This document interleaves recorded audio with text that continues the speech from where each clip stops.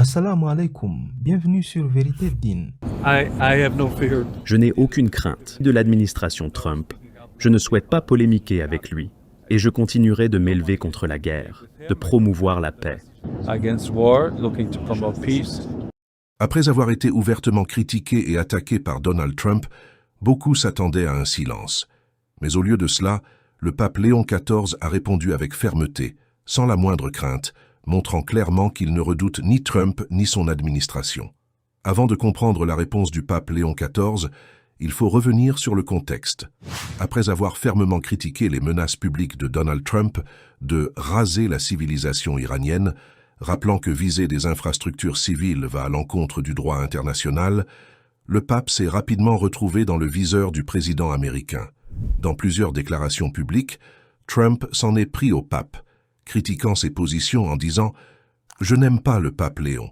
C'est une personne très libérale et un homme qui ne croit pas à la lutte contre la criminalité. » Mais il ne s'est pas arrêté là.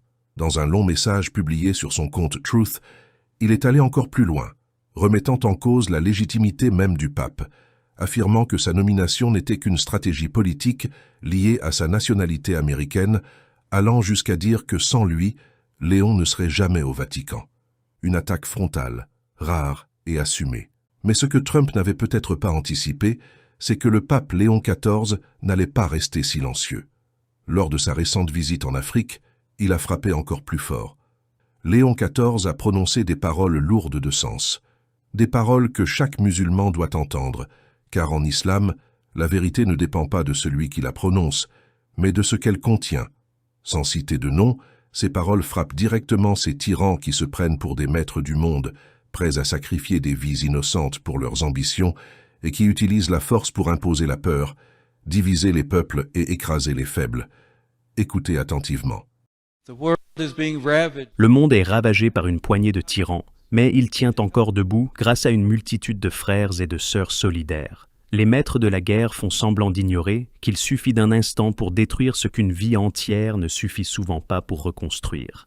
Ils ferment les yeux sur le fait que des milliards sont dépensés pour tuer et dévaster, tandis que les ressources nécessaires pour guérir, éduquer et reconstruire restent introuvables. Mais le pape Léon ne s'est pas arrêté là.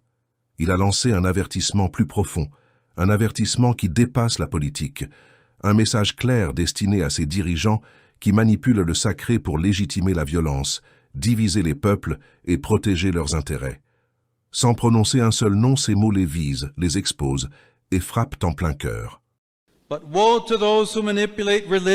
Mais malheur à ceux qui manipulent la religion au nom même de Dieu pour servir leurs intérêts militaires, économiques ou politiques, traînant le sacré dans l'obscurité et la corruption. Oui, mes chères sœurs et mes chers frères, vous qui avez faim et soif de justice, vous qui êtes pauvres, miséricordieux, doux et purs de cœur, vous qui avez pleuré, vous êtes la lumière du monde. En effet, cet avertissement n'était pas abstrait.